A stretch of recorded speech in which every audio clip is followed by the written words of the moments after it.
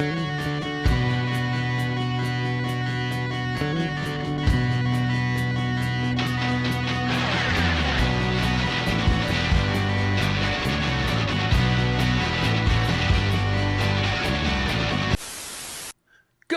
evening, everybody. Welcome to another live episode of The Breakdown. It is June 28th, 2026. Oh, we've got a bunch to talk about. We do.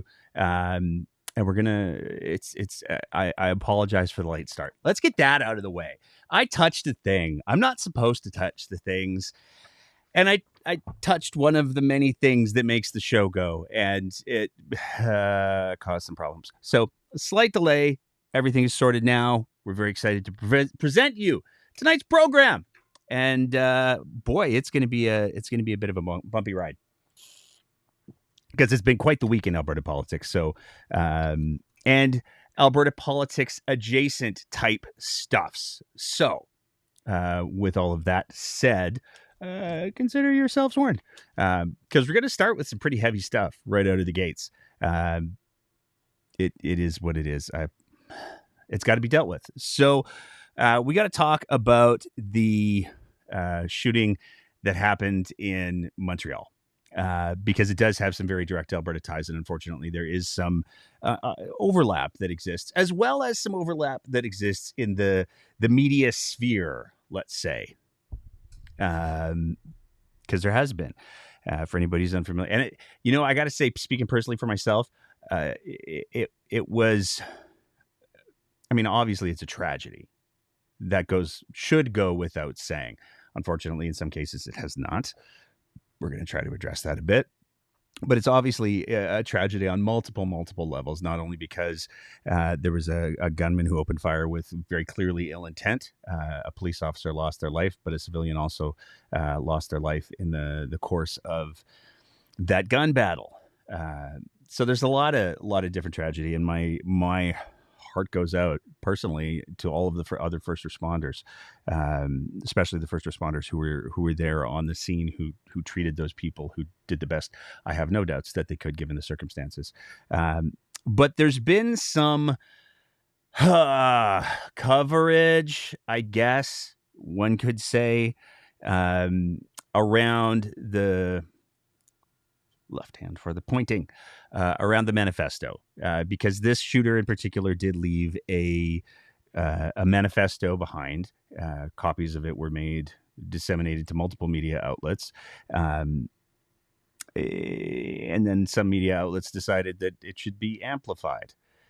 Now, here's the thing, and I want to preface this: anybody who goes out and shoots people purely for ideological means is not okay. They're just not. So trying to look for any sort of sanity in a clearly profoundly dysregulated mind is best left to the forensic psychologists, the professionals. And to CBC's credit, they did that for the most part. In the article that we have here on the screen from that article, CBC described from that article, the manifesto described men as an oppressed class who are being exploited by both capitalism and women, said Catherine Keneally, Director of Threat Assessment and Prevention at the Institute for Strategic Dialogue, an international think tank dedicated to studying authoritarianism, hate, and extremism. The manifesto is clearly linked to beliefs held by incels, or involuntary celibate, a misogynistic subculture for men who deem themselves involuntarily celibate, and encourages others to violently overthrow the existing system, Keneally said. So here's the thing. And again, I'm going to try to thread this needle as delicately as I possibly can, while still calling it out for what it is. The incel subculture that exists, I don't care how you choose to justify that. I don't care the political lengths that you go to try to justify your overarching thesis that women don't want to pay attention to you for reasons that are other than you. That's the bottom line. And I think that all members of the male species have had the experience where there has been somebody that they wanted the attention of and they were unable to get it. And that's okay. It's okay to be like, "Aw, shucks." Everybody has been rejected. The difference, though, and the leap that comes in is when it becomes, I've been rejected, and that's wrong because I'm entitled to possess that person. That's where you are crossing a very big line, because that person is still very much a person, and they get to make the decisions about who they want to spend their time with. They get to make the decisions about who they want to have relationships with. None of this should have to be explained, but unfortunately, because of the incel culture and the manosphere culture that exists largely online, um, there are increasing numbers of young men who are getting sucked into this bullshit, and it's really, really, it's sad, but it's also unbelievably dangerous. And we saw how that unfolded again. And I want to be clear, this is not the first time. It will not be the last time, until we get these issues dealt with and until we're able to have adult conversations about the underlying things driving these issues. This is not going to be the last time that somebody who thinks that they have been so wronged because women folk would not give them the attention that they believed that they were entitled to, for whatever reason. Until we get that core thing dealt with, this is going to continue to happen. And unfortunately, there are individuals and folks who are more than happy to weaponize the justifications. And again, I want to be very, very clear here. If I don't care what justification, I'll be honest, I got a copy of the thing. I read the thing. It was clearly the product of a highly educated but also highly unwell mind that was way too entitled, or believed that they had entitlement to people that they absolutely did not have entitlement to. So there was a lot of, I'm going to pull from over here and I'm going to pull from over here, and I'm going to find a million different ways to justify how the reason why I can't get a girlfriend is because of not me.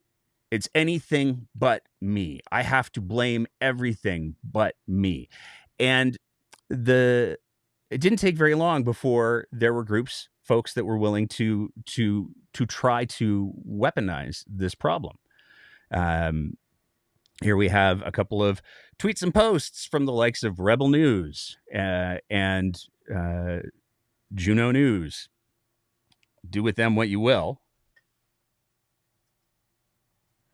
But these posts very clearly try to draw conclusions that are taking away from the reality that this man was a misogynist. He was a misogynist who was willing to use whatever rationalizations he could put together to justify his belief that he should be entitled to whatever women he wanted to be entitled to. From Rebel News, he was an anti-Semitic communist. Read the Montreal Murderers' full 100-page manifesto, because of course Rebel News leaked out the whole manifesto. Juno News, legacy media ignores Montreal shooters' Marxist anti-Zionist manifesto. There's a lot of let's talk about everything but the core problem. There's a lot of how can we weaponize this and make this political. Conspiracy theorists, people who have this unchecked entitlement, will draw from anything in order to justify their beliefs. I don't care if he's a communist. I don't care if he's whatever. I don't care if he's a progressive. I don't care. If you're weaponizing a belief system in order to justify oppressing other people, that's it. That's the ball game. This is not in any way dissimilar to the notion that there are wonderful people out there who are Christians, who make the world a better place. They do lovely things. They don't weaponize their faith. They take a very, hey, this is for me and you do you approach to thing. The same can be said about any major faith. Muslims, same thing. There's lots of Muslims out there who are wonderful, wonderful people. The overwhelming majority, to be clear. That's just the reality. Any faith, you will find people who are doing that faith because it gives them solace, because it gives them comfort, because it gives them a foundation of strength from which to draw from. Any belief system, you will find those things. But you will also find the evil ones who will weaponize those belief systems, whether it's a belief system that has nothing to do with religion or a belief system that has everything to do with religion. You will find people who are adherents to those belief systems who will absolutely weaponize those things in order to push other people down, to get what they want. And when that happens, that is not the to me, at least, the right way to interpret those tragedies is to not go, see, he was a Christian. See, he was a Muslim. See, he was a communist. He was a progressive. He was a whatever he used to reinforce his bullshit position. Doesn't matter. Because you can do it with anything. You can take any political system, you can take any faith, and you can weaponize it to justify the things that you want to justify. That is not reflective of those political belief systems. It's not reflective of those faiths. It is reflective of how that person has chose to interpret those things to get what they want. And that's it. That's the ball game. And a reasonable person could make the argument that addressing the core problem is the thing that we should all be focused on. And in fact, there was a recent report that came down from the federal government where members of parliament urged action to undercut manosphere by tackling anti-women ideology. And let's be very, very clear. That's what we're talking about. It's not a communist thing, because there's lots of communists that are pro-women. There's lots of some communists, I don't know the numbers. Bear with me for the rhetoric here. There's some communists who are anti-women. There's some progressives who are pro-women. There's some progressives who are anti-women. There's some conservatives who are pro-women. There's some conservatives who are anti-women. At the end of the day, everybody should be able to get on the same page and go, you know what? Maybe we shouldn't be anti-women. Maybe that's what we need to be focusing on. Maybe that's the conversation that we need to have. Right? Bruce? I go back again, unfortunately, to the tweet from the Premier of Alberta's executive director, which is still up. And I think it's really important to not insufficiently underscore the fact that this tweet is this post from the executive director of the Premier's office calling out that article that I just put on the screen. I talked about this last week. I'm talking about it again because it's important. Bruce McAllister, this is truly disappointing from a major network or any network for that matter. There's so many issues the public would rather see reported. I remember when media used to present both sides and let the public decide. Too much of their focus these days is clearly supportive of woke, anti-conservative, activist issues pushing manosphere panic. Well, here's my question for you, Bruce. Is it woke? Is it anti-conservative? Is calling out the manosphere, the toxic masculinity, is that anti-conservative? Because if you're going to say that these things are anti-conservative, then the argument that you're making, whether you realize it or not, is that conservatism, or at least the conservatism that Bruce McAllister supports and advocates for, the argument that you're making, implied, is that Bruce McAllister supports the conservatism that is in line with the manosphere. Bruce McAllister supports the conservatism that is in line with the entitlement that comes with all of the toxic masculinity.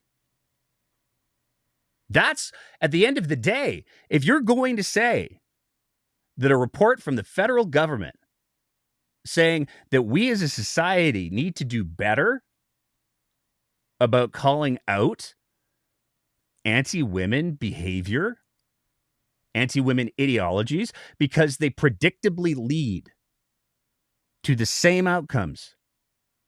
If your position is that, hey, it's anti-conservative to say that, I got to be honest, I have no idea what kind of conservatism you're practicing, but you should maybe check with your boss, Bruce.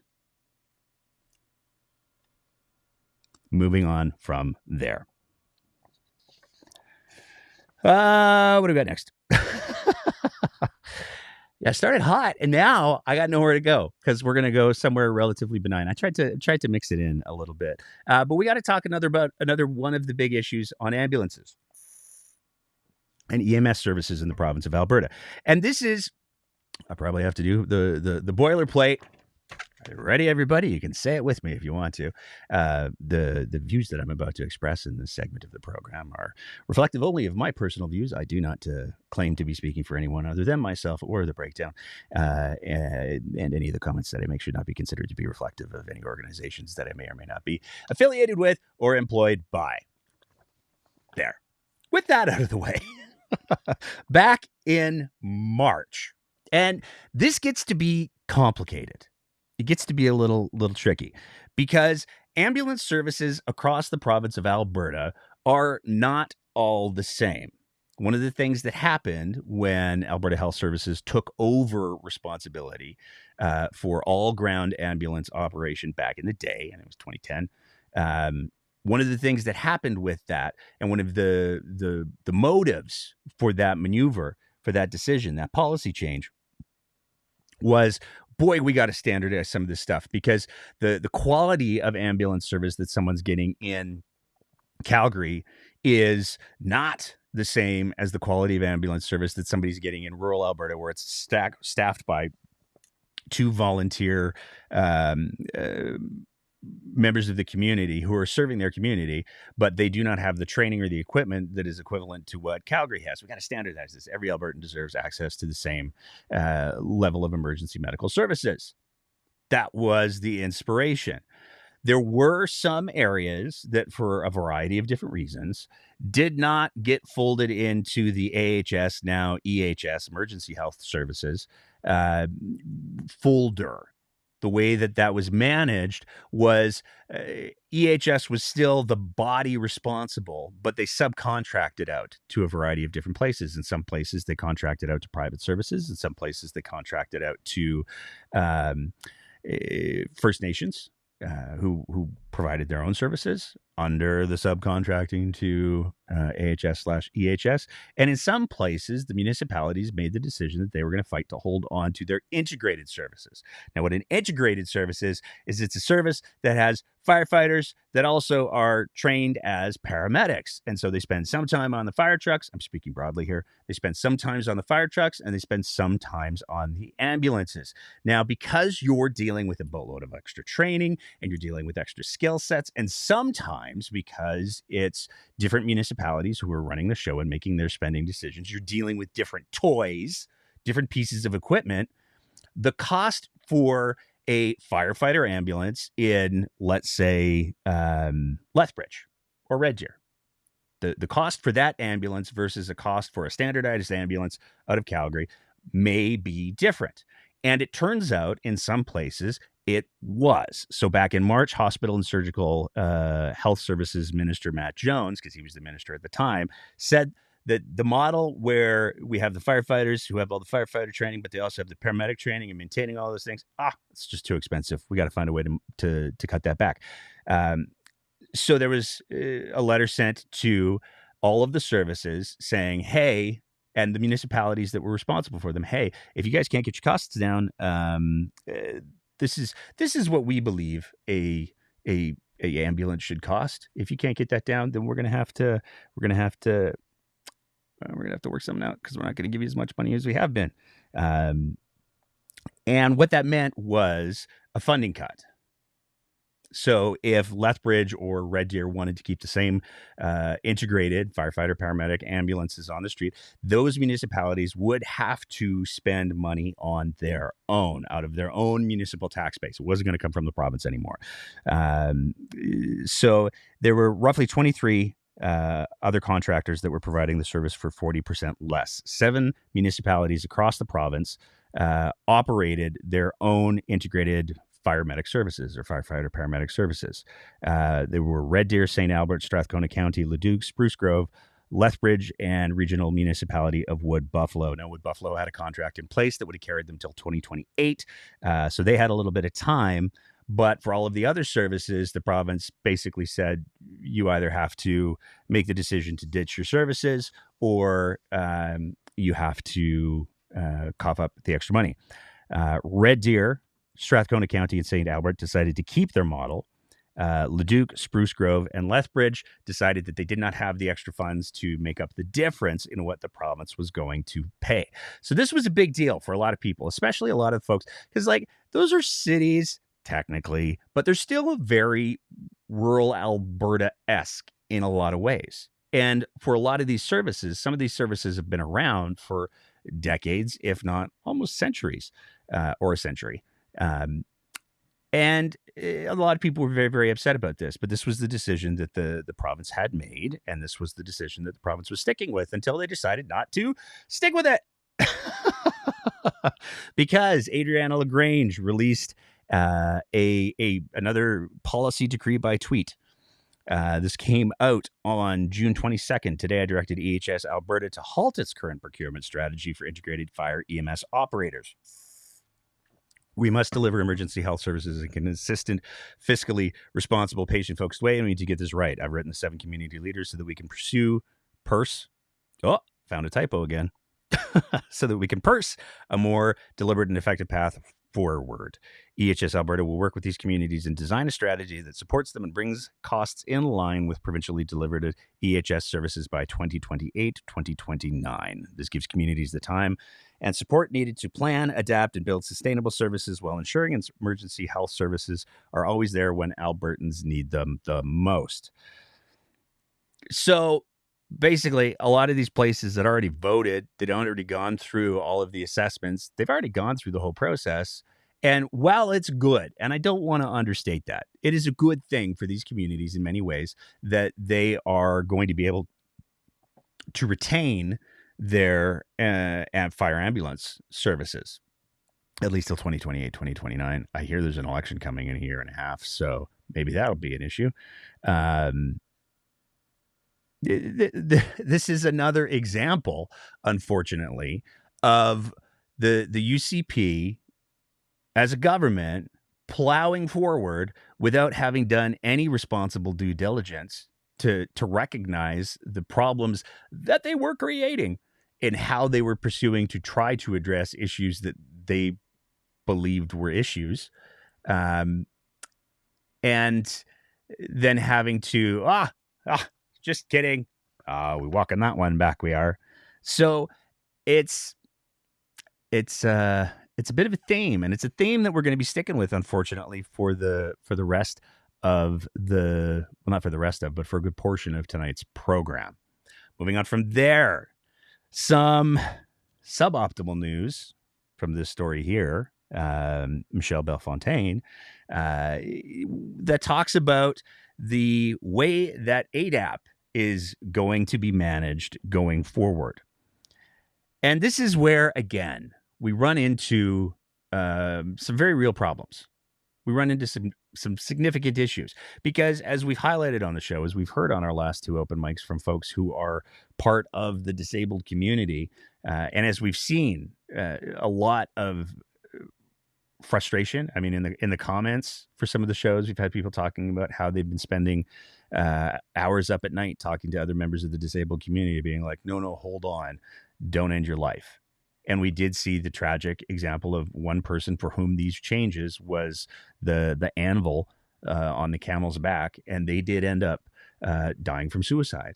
So this program has been very poorly managed, and it's been predicated on the assumption that, if we just get people to work more, then everything will be fine. But what's wild is the amount of money that's being spent on other things because the administration of ADAP is not going to be done by government employees. It's not going to be done, by and large, by people from Alberta. From the article, AKG Canada, whose parent company is based in Australia, won a $47 million 5-year contract providing services in Edmonton and Northern Alberta. Serco Canada, an affiliate of the UK-based contractor, so we have the UK and we have Australia, will oversee ADAP employment services for Canada and Southern Alberta. The 5-year Serco Canada contract is worth $51 million. And this is where it gets kind of bonkers, because both AKG and Serco will refer ADAP clients to existing employment service providers. In Edmonton and Calgary, the companies will offer a range of services to ADAP clients, including client assessment, production of an employment action plan, case management, and peer support. The prime contractors will then refer clients to existing employment service providers, not deliver the services themselves. So these two companies that have gotten tens of millions of dollars of contracts for 5 years each, it's $100 million basically that we're talking about. These two companies aren't employing people with that. Well, they're not employing ADAP recipients with that $100 million. They're employing people to do a little bit of training, do a little bit of referral, and then refer ADAP folks, people who have been kicked off of AISH, to their employment opportunities through other services.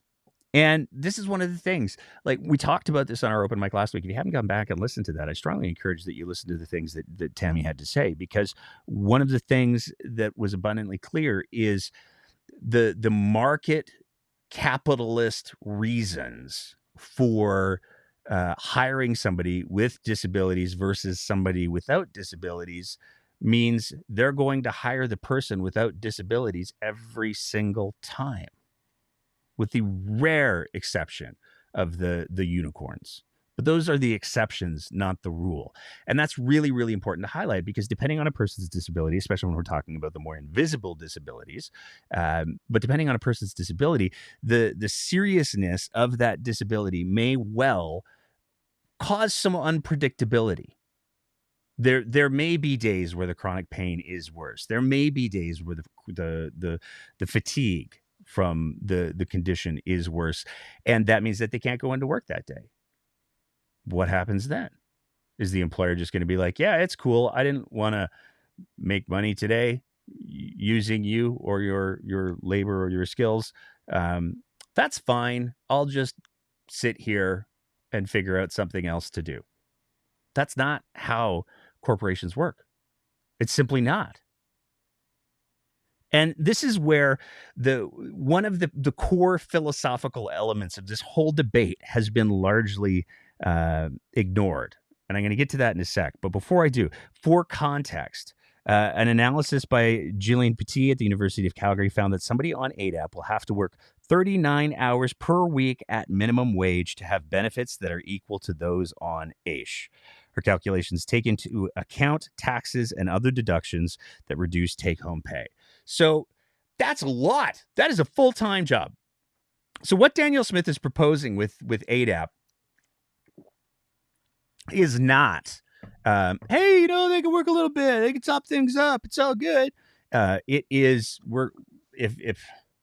if they want to be able to get back where they were on AISH, according to this research by Gillian Petit, then they're going to have to work a full-time job. And this is where that philosophical debate comes into play. And I want to do this before I play the clip from yesterday's Your Province, Your Premier, because I think that it's an important thing to contextualize. I think it's something that we failed at contextualizing at, because the fundamental question, and I think for me, this goes to the core of what being Canadian actually is. There's a lot of people who like to talk about capitalism. There's a lot of people who like to talk about all of the benefits of pure capitalism. Just give me that pure hit of capitalism. But here's the problem with that. There is no room in capitalism for slowing down and making sure that nobody gets left behind. It is efficiencies. It is maximization. This is why we have seen so many of the jobs that have traditionally been associated with so many different things replaced by automation and AI. This is one of the biggest conversations that's happening in economics right now. What are we going to do when all of the jobs are replaced by AI? How are we going to handle that? It's going to be a seismic shift in our economy. Capitalism is survival of the fittest, period. End of sentence. And that is fundamentally not Canadian. Canada is we do the socialism. And that's not a dirty word. All that socialism means at its core is you recognize the importance of society. You recognize that a purely capitalist system will leave people behind, and it will do so without a second thought. And if you want to have a society that is stable, you have to make sure that the people who have been dealt an unfair hand are still taken care of. Because otherwise, the system inevitably ends up eating itself.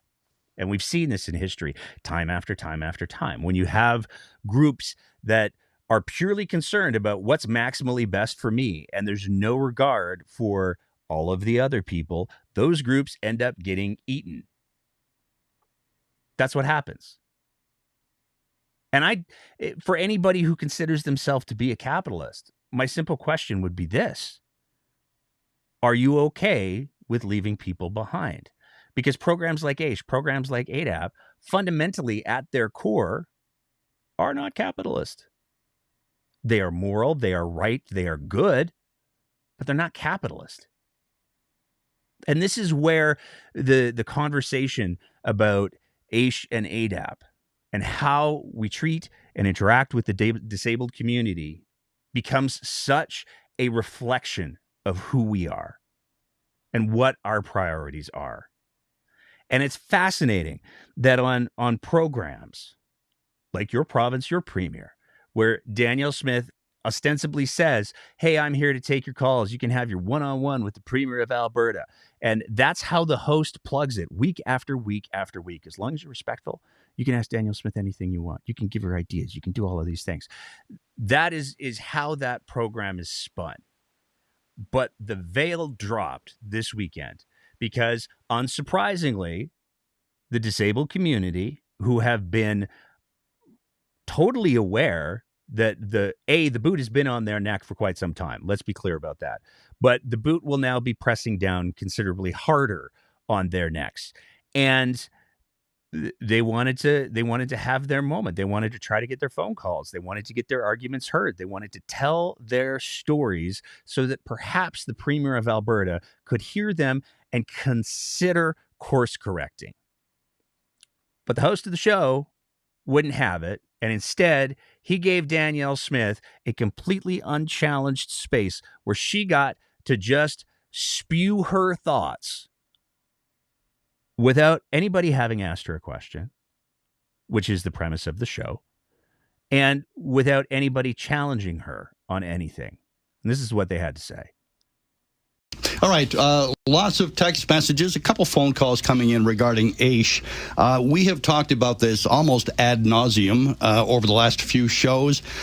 Premier Smith, for those who are listening who are concerned about AISH, what is the response right now? Because there has been this transition, and I think there's still a lot of uncertainty about how it's going to be impacting people. Let me say one more time. The transition is going out to December of 2027. So we have over 18 months to make sure that those who are able to work are transitioned in a way that allows them to have the opportunity. We're spending $500 million with employers to give those first opportunities. And we have a long time horizon.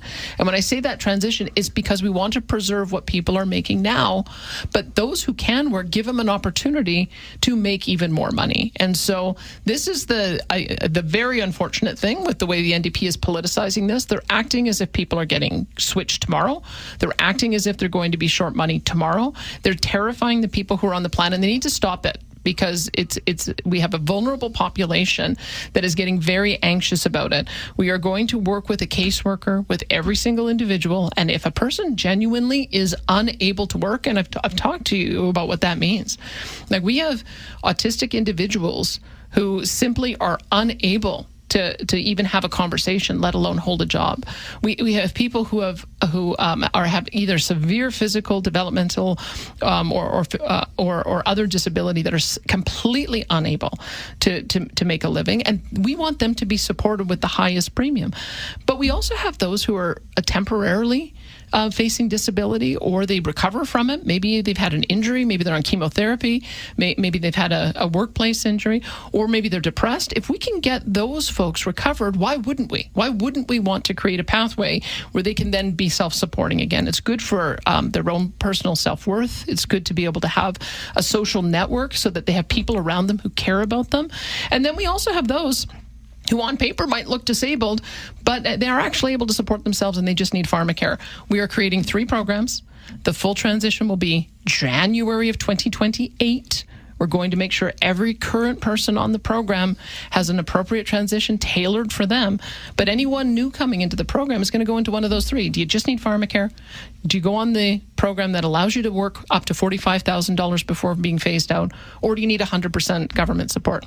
You can't treat those three categories of disabilities the same. We have for a number of years.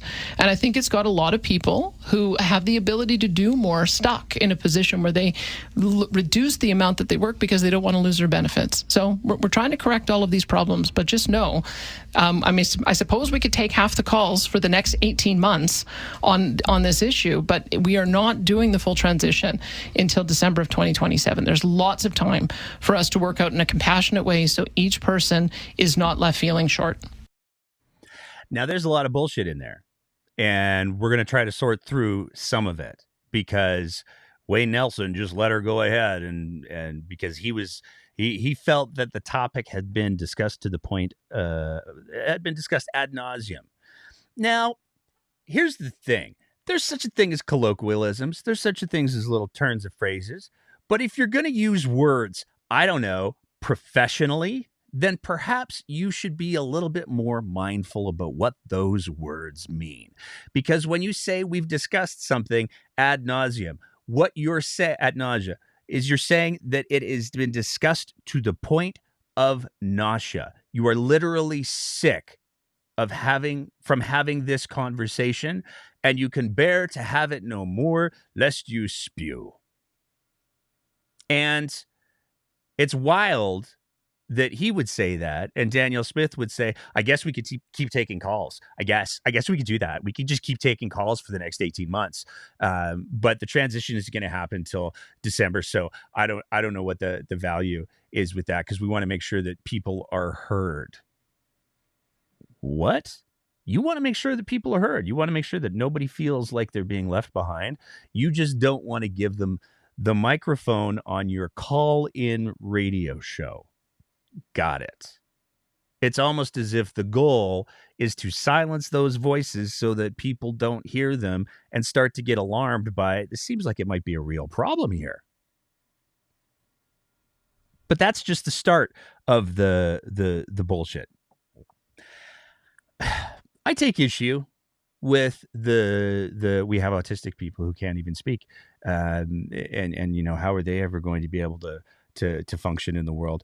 That is a profoundly flawed view of what can be accomplished when people who are nonverbal have the appropriate supports.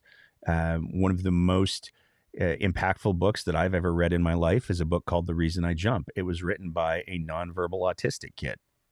And it, for anybody who wants to have a better understanding of what the general experience of autism can be like, or autism spectrum disorder can be like for folks, I'd highly, highly recommend it. But that's a nonverbal autistic person who wrote a book that changed many people's perception of autism spectrum disorder. So maybe the generalities aren't so great. Maybe that's not so good. And maybe if we had, I don't know, a program that was designed in a way that looked at each individual as an individual, instead of labeling, well, if you can't move from the neck down, then you get AISH, or if you can't speak, then you get AISH, instead of creating a ticky box of bias and preconceived notions. If only there was a program that clearly articulated what the criteria were for accessing that program. Oh, wait, there was. It was called AISH. Because if we take a look at the medical adjudications manual from AISH, for medical adjudications, AISH decides if an applicant has a severe, quote, severe handicap based on the definition in the AISH regulation, section 11D.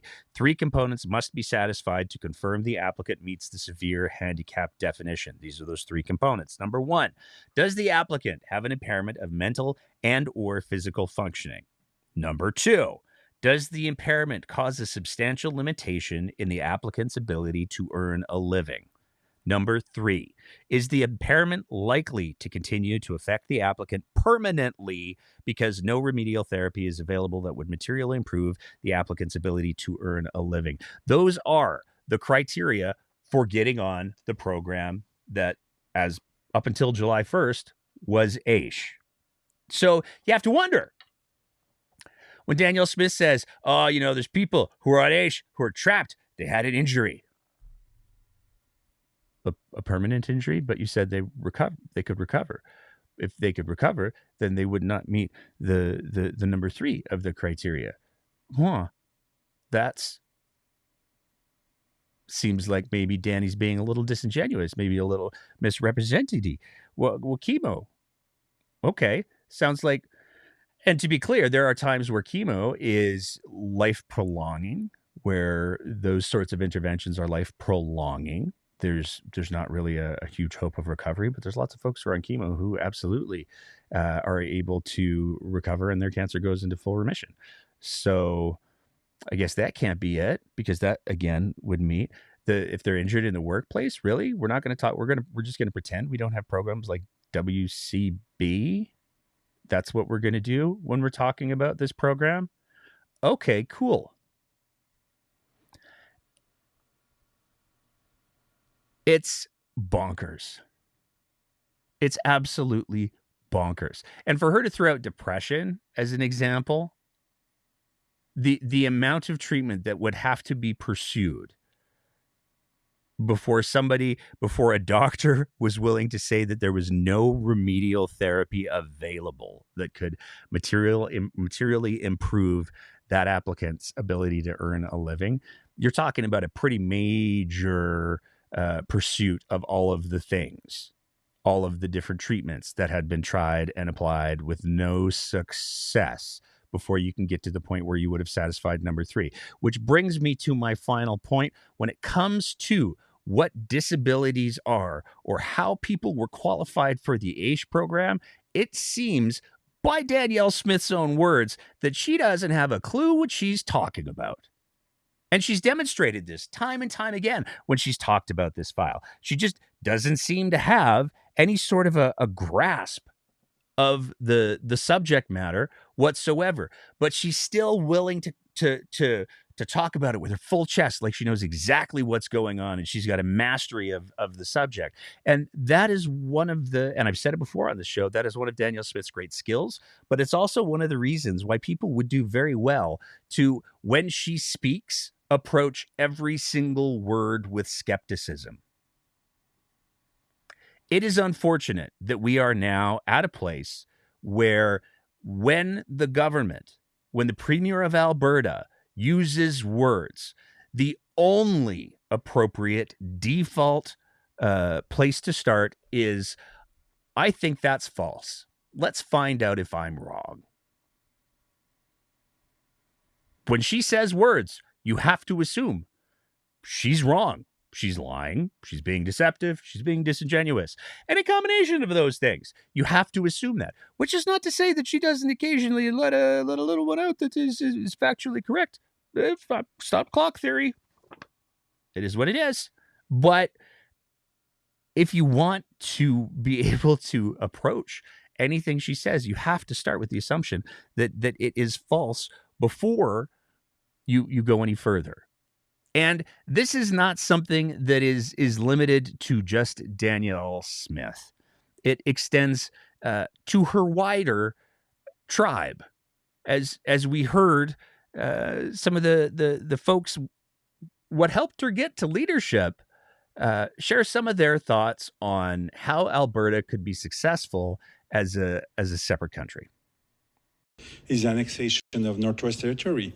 If Northwest Territory become Alberta, which we can do under our constitution, then we can bring our pipelines, and as many pipelines as we want, because now it's all provincial land, up to Tuktoyaktuk. And if we do that at the same time as buying a fleet of icebreaker, we can take control of Northwest Passage. So I've done in my book a bit of study how much it would cost to do all these infrastructure. You're looking at roughly 210 billion all together. That will then bring in 70 billion a year. So it's a good investment. I mean, to say that we could just take over the Northwest Territories because it's our constitution is a bold claim. I'm not sure what is more bold, though. I don't know if saying we could just take over the Northwest Territories and everything would be fine is more bold than holding up an assortment of loose, unpacked pieces of paper and saying, in my book, I folded it in half. Now I have double. It's a very big book.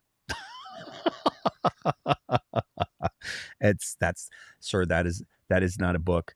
That is $1.99 or $11.99 at Staples. That's all that is. It's not a book. It's not. It doesn't even have a spine. Kind of like the Premier some days. Oh, a dad joke. But while the rhetoric from the separatists, and I could play clip after clip after clip, I could make this whole show a clip show of separatists saying outlandishly dumb things, like that their merch is overpriced, but you should buy it anyways because you're suckers. Maybe they didn't say the last part quite out loud, but literally, these are the things that separatists say could be its own show. Let's instead focus on things that smart people say, because the Calgary Chamber of Commerce released a report where they talked about the impacts of separatism, and it's not good.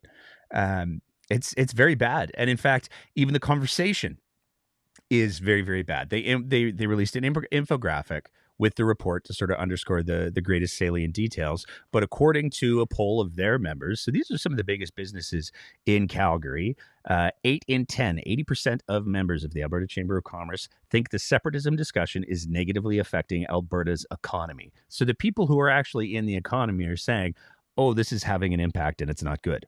48% of members are likely to leave Alberta if it votes to start the separation process. 48% of businesses in Calgary who are members of the Chamber of Commerce saying, we're out. 1 in 5 members are slowing expansion plans, with 15% considering relocation contingent on the referendum outcome. And let's just be clear about that for a second. Even if the referendum gets slapped down as in the ways that it should be, even if that's the case, the harm is real. The fact that 80% of their members are saying, no, it's negatively affecting Alberta's economy is bad. But the fact that 20% are saying that they are slowing their expansion plans, this is not, what do you think? What do you feel? This is 20% of the members of the Calgary Chamber of Commerce saying, yeah, I'm not building out as aggressively as I would be if this wasn't a conversation. That is a clear and definable negative impact of entertaining this bullshit conversation. But that's just still, that we're not even past the first row. 74% of members see no tangible benefits to separating from Canada. When it comes to the economic impact assessment, 1 in 3 jobs in Alberta are tied with trade to other provinces, the rest of the world. 16 cents of every dollar earned in the province is generated through interprovincial exports. A total of $78 billion in income for all Albertans. If there was to be separation, 6% reduction in Alberta's per capita GDP if separation occurred, shrinking the workforce by 175,000 people and the economy by $62 billion per year. Let's just say that again. If separation occurred, 175,000 Albertans would lose their jobs. It would cost the economy $62 billion per year. That's not one-time cost. That's $62 billion per year. This is not coming out of rando Facebook. I wrote a book. This is not coming from that. This is coming from the Calgary Chamber of Commerce. They also say that there is $10 to $15 billion in foregone investment in 2026 due to the uncertainty, up to $3,000 per Albertan. That's $10 to $15 billion. People talk about the cost of the referendum, and we see this $130 million number bandied about because that's the actual cost of implementing the referendum. But when we're talking about what the cost of the referendum is to the province of Alberta, we have an infographic from the Calgary Chamber of Commerce where they did their homework and they've determined $10 to $15 billion in foregone investment in 2026 due to the uncertainty, up to $3,000 per Albertan. This referendum on a referendum in defiance of reason, logic, in open contempt for First Nations folks, in open contempt for every single Albertan who doesn't want to see this referendum brought forward, in open contempt for the Forever Canadian folks, in open contempt for the principles of democracy. Again, I remind you of the shit show that was the committee meeting where they released the results before the vote was done. This contemptuous process is costing Albertans between $10 to $15 billion in investment. That should be the biggest stick that Danielle Smith is hit with by the NDP or the Tory party or the Greens or whoever else is out on the landscape. That should be the biggest talking point of all of the third-party advertisers. This referendum isn't just dumb, and it is dumb. This referendum is costing Albertans $130 million in taxpayer money that taxes have already been paid for, but it's also costing the province $10 to $15 billion in investment. Moving on from there. Let's talk about drugs. Oh, it's going to be one of those dirt shows. It is. Don't worry. We're going to have some fun at the end. I promise. Because I'm going to get myself into trouble. Let's talk about drug tests. There's too many. Any is too many, to be clear. But there's some good-ish news as long as you don't live in Alberta. Because opioid deaths dropped across Canada last year. Comparatively, though, Alberta's decline was relatively small. This is new information that came from Stats Canada, so from the federal government that takes a look at the entire country for who's reporting data.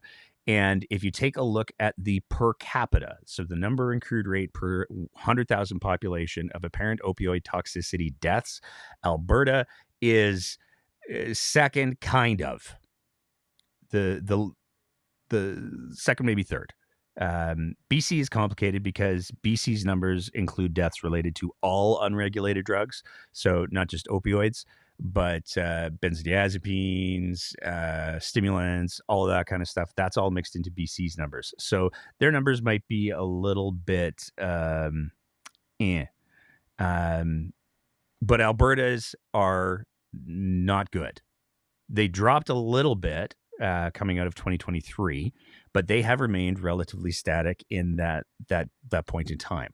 And when we take a look at the opioid deaths per 1,000 or per 100,000 by province or territory, BC is at the top because they include all of the deaths of all of the drugs. And Alberta is third in the entire country. Now, all of this is happening as Danielle Smith and the UCP are singing the praises of Marshall Smith's recovery model that he was the architect of, and how Alberta is leading the nation and the world, except we're not. And one of the things that makes that particularly clear is the number of EMS responses to suspected opioid-related overdoses in Alberta 2017 to 2025. Depending on which way you choose to look at it, there were drops in 2022 and 2024, so that's good. But the overall trajectory has been going up and continues to go up. 2025 saw the highest number of EMS responses in Alberta's history to suspected opioid-related overdoses. So Alberta is leading the country, perhaps, in sending ambulances to opioid issues, but certainly not leading the country in preventing them. And when we take a look at the rates of hospitalizations, Alberta per capita is second in the country. BC still manages to get ahead of us, but we beat out everybody else in regards to how many people per 100,000 end up in hospitals in 2025. Now, a lot of people are asking the question, well, how is it that our numbers are going up so much, but people are dying less? And it's good that people are dying less, but fundamentally, one of the biggest reasons has to be, and is demonstrated to be, because of a study out of BC, I'm going to say the two big scary words here, harm reduction. Narcan kits in the public are absolutely harm reduction. And in BC, what they found was that access to free Narcan kits prevents 4 out of 5 potentially fatal overdoses. So people are using, yes, and in certain areas of the country, they're using less, they're using more, but they're dying far less frequently because of the availability of Narcan kits. And I want to be clear. The beef that I have here is the continued rhetoric that we see from the UCP. I mean, Mike Ellis with his, they want the good stuff. Doesn't know what the fuck he's talking about. The repeated rhetoric that we see from the people who are calling themselves conservatives these days in regards to how to address the opioid crisis. It's bullshit. It's wrong. There's very little, if any, data to support some of the things, and there's a lot of data to support things like harm reduction principles. Now, some people will immediately go, but Nate, you just finished saying that BC is doing so badly. Okay, yeah, their numbers are higher. They kind of had a head start on everybody. But what's the trend? And when we take a look at the trends in EMS responses, we can see very clearly EMS responses are definitely trending up in Alberta. And in BC, they're leveling on, dropping off. When we take a look at the trend for opioid hospitalizations, Alberta's is wildly unpredictable, but as of 2025, trending up, where BC's has been trending down since 2023. Now, that is not to say that BC has a perfect system. They don't. Nobody does. But one of the things that's critically important is, and this is something that you've heard from many experts on this show before, It needs to be an all hands on deck approach. It needs to be whatever is going to work for this person to get them out of the situation that they are in, to get them the supports that they need to build those relationships. Whatever that is, let's do that. For some people, that will be Narcan kits. For some people, that will be supervised consumption sites. For some people, that will be handing out bubbles, the things that you smoke the drugs in, the little glass tubes. For some people, it will be handing out those so they can use safely and not die from diseases. For some people, for the same reasons, it's handing out needles. If you put all options on the table, then you have all options. As soon as you start restricting options, you are taking away opportunities to reach people who are, by and large, entirely reachable if it's done in the right way, in the right timeline, and on their terms. But fundamentally, at the end of the day, until somebody is willing to and able to accept help, there's nothing that you can do. But the UCP think they have that beat. And this is where a stunning story by Brent McKay, who is one of my favorite journalists. On the open mic, some people were asking, hey, who are journalists that you like? Brent McKay. This dude, he's doing a lot of work with the Independent Journalism Foundation. But if he's one of the best investigative journalists in Alberta right now. I'll just say it, and I'll probably piss off a bunch of journalists, but whatever.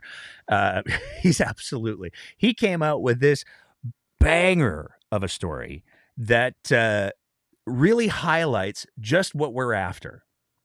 And it's not about treatment, it's about control.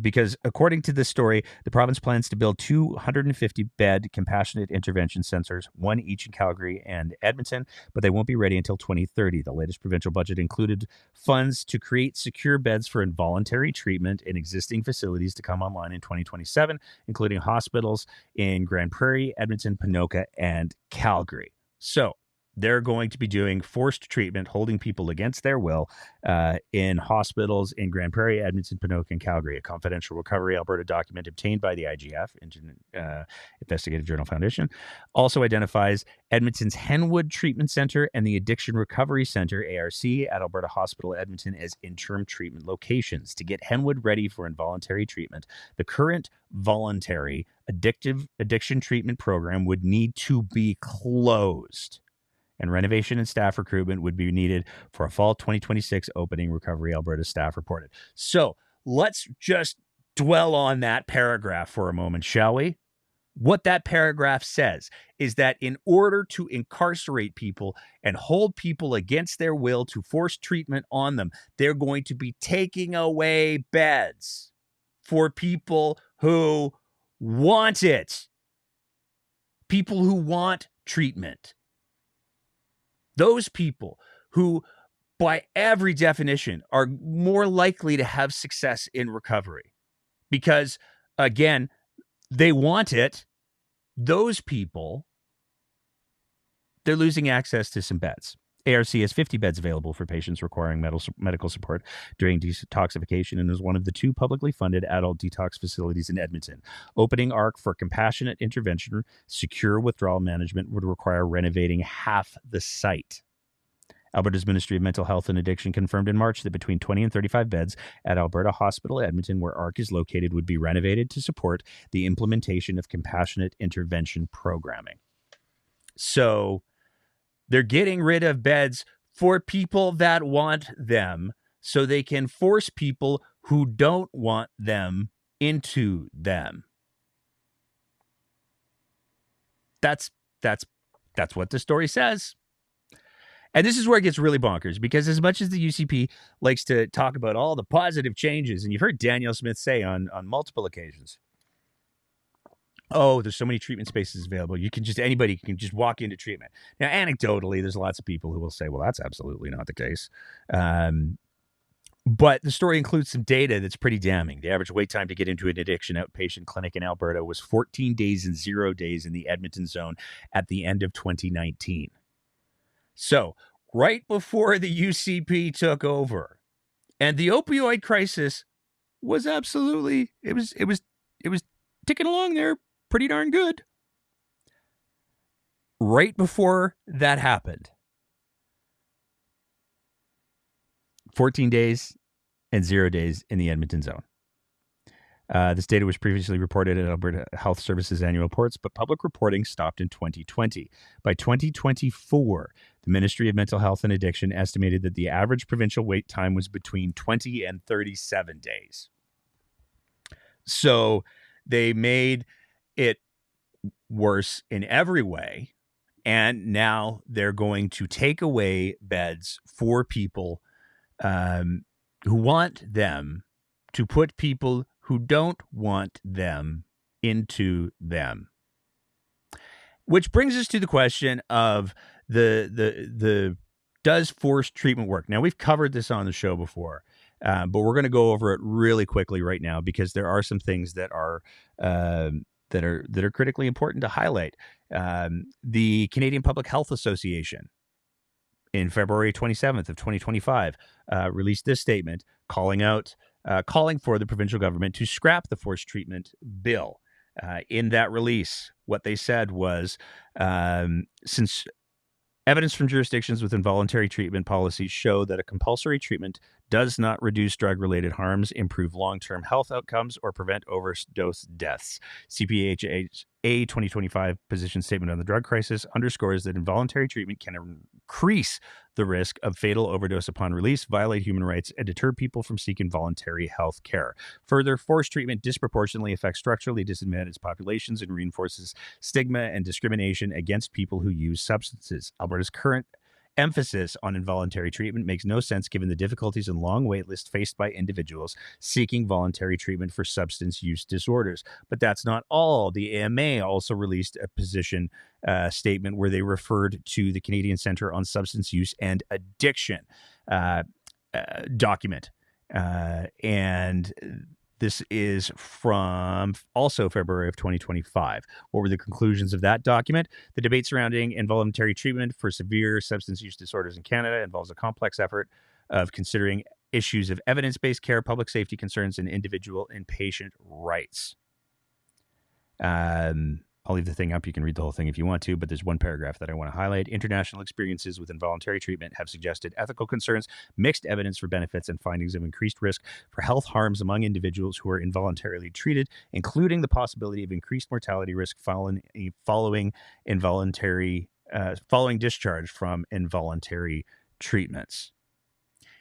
Even one of the papers that the UCP uses to try to justify involuntary treatment, with one of the authors who is one of the big proponents of the forced treatment, they released a paper, and the conclusions of that paper from 2023 are very, very clear. There's a lack of high-quality evidence to support or refute involuntary treatment for persons with SUD, substance use disorder. More research must be done in this controversial evidence to inform health policy. There is a need for future studies to distinguish between the effects of involuntary treatment and the lack of access to evidence-based addiction and mental health care among people who are involuntarily detained or institutionalized. So even the paper written by the guy who's the architect, one of the architects of this whole shit show, says, well, there's no evidence. It's kind of like saying there's no evidence that banging my head repeatedly into a wall decreases the risk of finger cancer. You know what we should give a try? We should have everybody bang their heads into the walls to see if it decreases the risk of finger cancer. We don't have any evidence to support this experiment, but it's only lives and heads. What are you going to do? And that's from the author. And that is an author, the Dr. Rob Tanguay, who has something of a controversial history for misrepresenting things. He had to apologize for a paper a few years back that used Avenue magazine as a source and stigmatized supervised consumption sites quite grossly. But he's also written some opinion stuffs. And when we take a look at what those opinion stuffs have to say, they're also pretty revealing of bad faith arguments, because this is an opinion piece that he wrote to the Globe and Mail back in November 4th of 2024, where he said the headline is "Involuntary treatment for severe addiction is better than doing nothing." I don't know who's advocating for doing nothing. I don't know who that is. I have never, not once, come across a person who has said, hey, when it comes to people with substance use disorder, you know what we should do? Nothing. We should do nothing. We should just, hey, man, hands off entirely. Let's not offer any supports. Let's not offer any treatment. Let's not offer any counseling. Let's not offer any medications. Let's not address any underlying trauma. Let's not diagnose the underlying mental health issues that are partially responsible for driving some of this. Let's just do nothing. The only people who say that are the people who are cynically making the argument that if we leave them alone, they'll die and the problem will go away. Nobody serious is making the argument that we should do nothing, and framing the argument that way in an op-ed that is published to a major national newspaper is just irresponsible. There is a whole lot of things that we can be doing before we start violating people's charter rights, taking them against their will, and forcing them into treatment that is ultimately not evidence-based, not evidence-supported, and a lot of evidence suggests will only put them at further risk. Moving on from there, let's talk by-elections. We're getting to the fun stuff now. Calgary Shaw. Oh, look at you. Look at you, Calgary Shaw. Just up there as a map, because that was the best that we could do for graphics for Calgary Shaw. Calgary Shaw. The big parties have been nominating themselves some candidates. We got two so far. The NDP have officially nominated Kyle Campbell for Calgary Shaw. The UCP have also nominated their candidate Mike Derry for Calgary Shaw. And this gets to be a lot pretty quick for at least one of these gentlemen. Let's take a look at Kyle Campbell first. And I want to be very clear. To be clear, what we're about to do is an exercise in reading bios that were provided by these parties, and then also taking a look, has the breakdown been able to identify any red flags for either of these gentlemen yet? Spoiler alert, the answer is yes, but only for one of them. So let's talk about Kyle first. Kyle Campbell is a fourth-generation Albertan with family roots in this province that go back further than Alberta itself. He has spent years giving back to his community, coaching his son's baseball and basketball teams, and serving as president of the Somerset Residents Association. In 2023, Kyle's life changed when he was diagnosed with cancer. Navigating the healthcare system as a patient gave him a clear-eyed view of what's at stake when that system falls short, and a deep commitment to making sure every Albertan can count on world-class care when the unexpected happens. So that's Kyle's bio. That's a pretty good bio. We have spent some time doing the Googling and the Facebook searching and all of that kind of stuff, and have not yet identified any significant or notable red flags for Kyle. If anybody has them, that's what we do here. Send us a DM. We'll check them out and see what we see. The UCP candidate, Mike Derry. And this is... There are some good pictures of Mike Derry on social media, on some of his promotional materials. Why they would go with this one, I am unsure. It's just a little bit, if Jack Nicholson played Pennywise, I think this is what we might end up with. And that's it's not a criticism of the Mike himself. This is a fascinating choice. We've got Mike looking down, serious, furrowed eyebrows. It's a fascinating choice. The tone is fascinating to me. What is Mike's bio from his official website? Now, he doesn't have a UCP page yet. The bio that we got for Kyle was from the NDP page. Mike doesn't have a UCP page yet. This is from his nomination website. Mike was born and raised in Calgary. He and his wife of 18 years are proud parents of two boys who attend local public schools. The Derry family is actively involved in the community, particularly through youth sports and local initiatives. After many years in corporate leadership within the oil and gas sector, Mike founded and continues to lead Legend Derry. It's the dairy part of legendary is spelled Derry. Talent, a successful human resources and business consulting firm. His experience gives him a strong understanding of both large corporate environments and the realities facing small business owners. He's known for bringing people together to find practical, balanced solutions. So both of these bios are, to be expected. Hey, this person's great. But, and I think, is red flags soccer? Is it a soccer? I don't know. I'm going to say it's soccer. We're going to do our little FIFA segment here because there are some red flags that immediately popped out on Mike's nomination website that definitely need to be addressed. Let's start with the endorsements. He's got a few endorsements on his page, but there's two in particular that jump out and bid us over here at the breakdown. The first one reads, as a member of the Muslim community, I feel that Mike is the only candidate that supports freedom of religion. While we do not share the same faith, he demonstrates genuine respect for people of all backgrounds. Mike Derry has my full support. That comes from a Mahmoud Moura, president of an association. And it's a dubious question whether or not that association is still registered. We haven't been able to confirm that, but he says he's the president of the Calgary Lebanese Association. I just want to hang out for a second on that because Mike's big competitor was current Calgary City Councillor Dan McLean. And so for Mr. Moura to say Mike is the only candidate that supports freedom of religion, and he demonstrates genuine respect for people of all backgrounds, that's not very nice. I wonder how Dan McLean felt reading that. So let's talk about Mr. Moura first, because we have to talk about the other one in a sec. But let's talk about Mr. Moura first, because when you Google Mahmoud Moura, one of the things that happens is you come across this fascinating little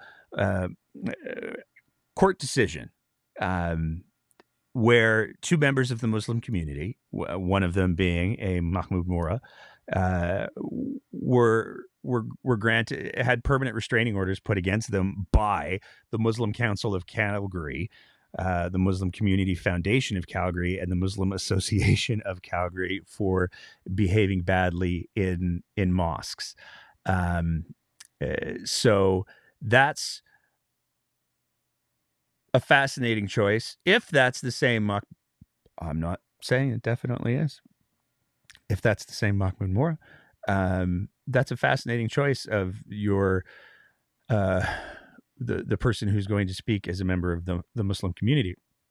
Maybe that's a one-off. Maybe that's just a one-off thing. There's no reason to believe that this Mahmoud Moura is somebody who would have issues with that sort of. Oh, wait, yes, in fact, Mahmoud Moura was charged with criminal harassment with hate crimes elements.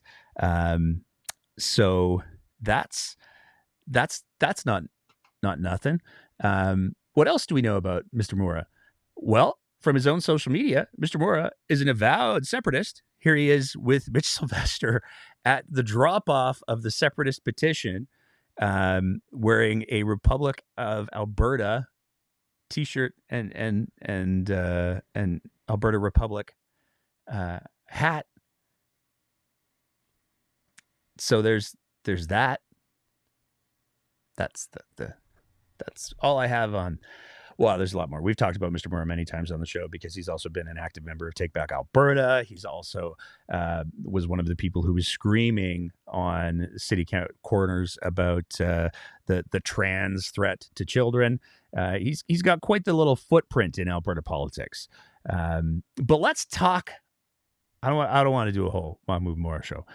Let's talk about the other endorsement, because the other endorsement read, Mike Derry is the best choice for Calgary Shy. He's the only candidate that lives in our area, and I think voting local and supporting local matters.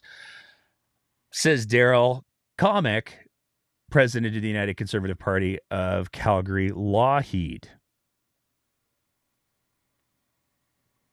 So it's important that people live in the areas that they represent, because voting and living locally matters. I wonder, I find myself curious at the very least, if that perhaps was vetted with the greater party, because as we all know, Danielle Smith's constituency is not the one that she lives in. It's very, very far away. It just happened to be the most easily secure and available. So there's that. Daryl Comic is a fascinating character. He is the UCP president for Lougheed Constituency Association. He tried to become the party president, did not win. Anybody who's familiar with Calgary Lougheed in the UCP constituency there knows that they've had a bit of a bumpy ride. He has regularly hosted the Injection of Truth and that Injection of Truth brand event in Calgary Lougheed, sharing misinformation sessions. In June of 2024, there's been many since then on a variety of issues where they platform people who or don't know what they're talking about. For the most part, some of them have had to leave the country. Some of them have been found to be practicing medicine illegally. So that's Daryl. Daryl also got in trouble because on July 30th of 2024, he claimed that Ukrainian refugees were walking around with swastikas. He's also been pivotal in Calgary Lougheed's ongoing misinformation events targeting trans youth and advocating for, wait for it, separatism. So we've got these two guys. We've got Daryl and Mahmoud, who are very, very proud separatists. And that's two of the endorsements on Mike Derry's website. Now, to be clear, that does not mean definitively that Mike Derry is a separatist. And I'm not saying that Mike Derry should be held responsible for the actions of Mr. Mora or Mr. Comic. I do, however, find myself asking the question, why would you put those endorsements up, sir? If these two people have views that are publicly available, and your due diligence extends to, I will put up anything nice anyone says to me on my website. That is I have some questions about that. I do. Because if those are you're known by the company you keep. And if those are the friends that you're choosing to hang out with and the endorsements that matter to you, that you've put on your website that you want people to know about, I do have some questions. But the red flags don't stop there, because we also have this social media post from Mike Derry's Facebook group where he says he's posing with Danielle Smith and I believe his wife. Wow. This is when he found out he won. Thank you to my family, to my campaign manager at Craig B. Chandler, and the whole team. Thank you to the folks of Calgary Shaw for allowing me the opportunity to represent the UCP on the next ballot. And a special thank you to the Premier. And I love that he small caps Premier. I mean, we do that here. It's a passive aggressive little thing, but I love that he did it on his I won post. For making a small detail, I'm over the moon. Thank you, Mike. And that's not the only photo that came out of the event. There was also this photo with Danielle Smith holding a Mike Derry sign, standing beside Mike Derry, and then the big guy right there. That's Craig Chandler wearing another federal candidate's. A federal candidate's campaign shirt. Which is a choice, I guess. And here's the thing. The Breakdown has a little bit of a history with Mr. Chandler. Sure do. Mr. Chandler briefly had a lawsuit against the Breakdown. So what I will say about Craig Chandler is limited to, feel free to Google. And now I will read from a Wikipedia entry. And to be clear, I am reading only from a Wikipedia entry that highlights some of the recent controversial events in Mr. Chandler's history, allegedly, according to Wikipedia. In 2016, Chandler claimed that the restaurant chain Earl's supports terrorists by purchasing meat from a U.S. supporter that offer halal products. Following the backlash to this, Chandler resigned from the PC Party of Alberta Board of Directors. Chandler apologized for his comments in 2016, but in 2018 said that he never apologized and he never will. In disputed videos in 2022, if you know, you know. Chandler was featured in an online video deemed racist along with former Alberta Cabinet Minister Jonathan Dennis. The video clip showed him using offensive stereotypes of First Nations. In an interview, Chandler stated that he was pictured in one of the videos and that, quote, some comedy is not politically correct, but this is a private function of my close friends. The video was taken by a close friend, I thought, end quote, he said. Chandler was working on Danielle Smith's leadership campaign when the videos came out, and she fired Chandler over it. Later, Chandler changed his story, claiming the videos were fake. However, Hani Farid, an expert in the area of deepfakes, states, I think it's extremely unlikely that these are deepfakes. You know, I'm just going to throw it in here. I would imagine that if somebody had been the subject of litigation, that they maybe had one of those videos forensically analyzed at the highest level available, and that forensic analysis determined the video to not be fake. I can imagine something like that happened. I'm not saying that it did. I'm just saying that I can imagine it. Finishing our little story time. Threatening to sue Steve Outhouse. On March 22nd, Chandler posted to his two Facebook pages, LinkedIn and Twitter account, his dissatisfaction with UCP campaign chair Steve Outhouse. He later took down 3 of the posts, but left his Twitter post in place. Chandler professed dissatisfaction with Outhouse being named campaign chair while being from for being Ontario, among other complaints. There's a citation needed for that one. So that was Nate reading the Wikipedia entries that we retrieved today. This is what Wikipedia says today. I'm not suggesting that anybody should take it as anything more than what's on Wikipedia today. I'm not suggesting that anybody could click on any of those citations and either find the supporting information and determine it on their own to be accurate or not. I am simply reading the Wikipedia entry that we retrieved today. I have no reason to believe that this information is false in any way. Having maybe a little bit of firsthand knowledge of some of these things. Moving on from there. The reason why all of this has come up is, of course, because Rebecca Schultz resigned. But this is where things get a little weird, because there's some potential devil in the details with that resignation. Schultz resigned at the beginning of the year as minister. In fact, it was, I'll read the paragraph. I've offered the Premier my resignation as Minister of Environment and Protected Areas as of January 2nd, 2026. I will continue to serve the people of Calgary Shaw and support our incredible United Conservative team in the legislature until May 2026. And there were some people who were like, well, she had to stay because of the legislative session. They needed that vote. They did not. She was a backbencher MLA.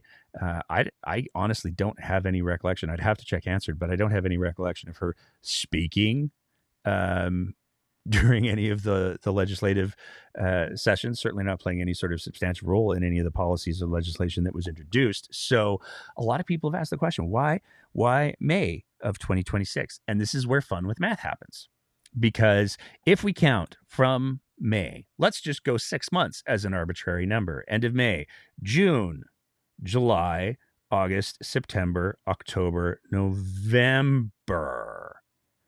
Oh, doesn't it feel like we might be playing some water, not coal games where timelines kind of start to matter? And when you take a look at the actual rules for calling a by-election, when a vacancy occurs in the membership of the Assembly, the clerk shall issue and deliver the clerk's warrant to the Chief Electoral Officer for the issuance of a writ for the election of a member to fill a vacancy, deliver a copy of the warrant to the clerk for the Executive Council. Within 6 months after the delivery of the warrant to the Chief Electoral Officer, an order shall be made under Section 39 of the Election Act authorizing the issue of a writ for an election to fill the vacancy. Notwithstanding subsection 2, an order need not be made under Section 39 of the Election Act if the vacancy occurs during the last year of the legal life of the Assembly. And this is where we get into fun with words, and Nate's a cynic when it comes to this government. Because if you do the math, November, 6 months from the date that Schultz resigned there, that would put it within a year of the next provincial election.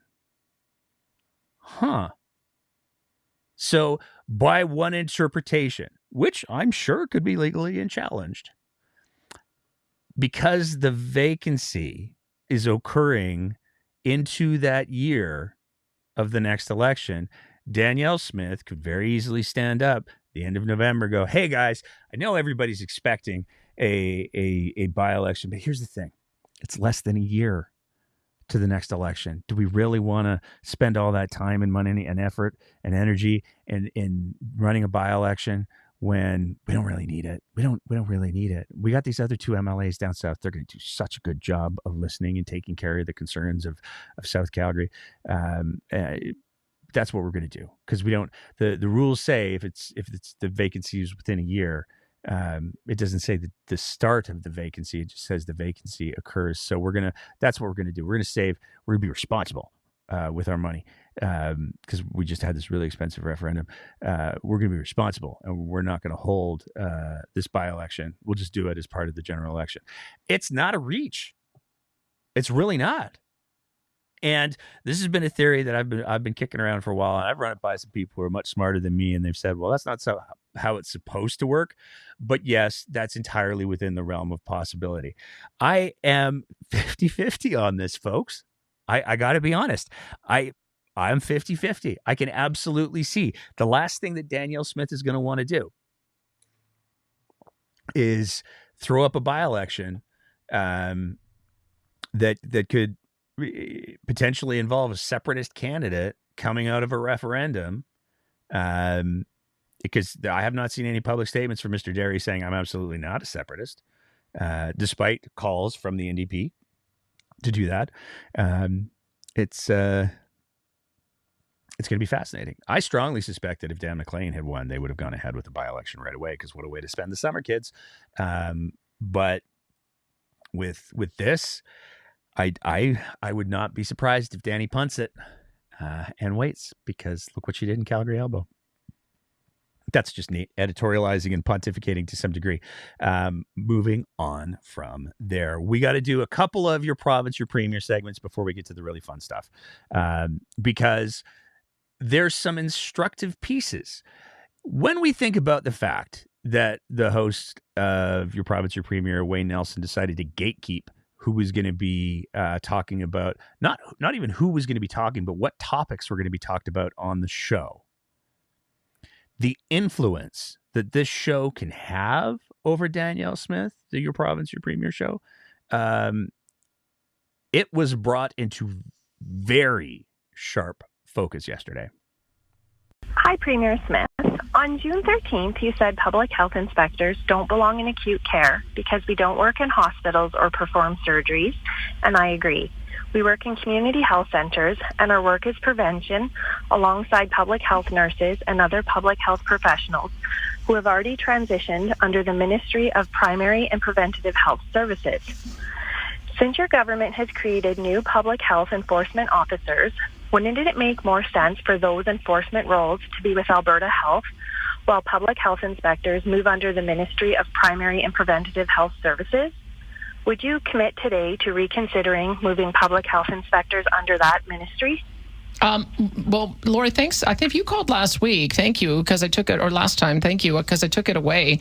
And what we discovered is that what you're proposing is exactly the right solution, is that we would have the public health inspectors move under the agency of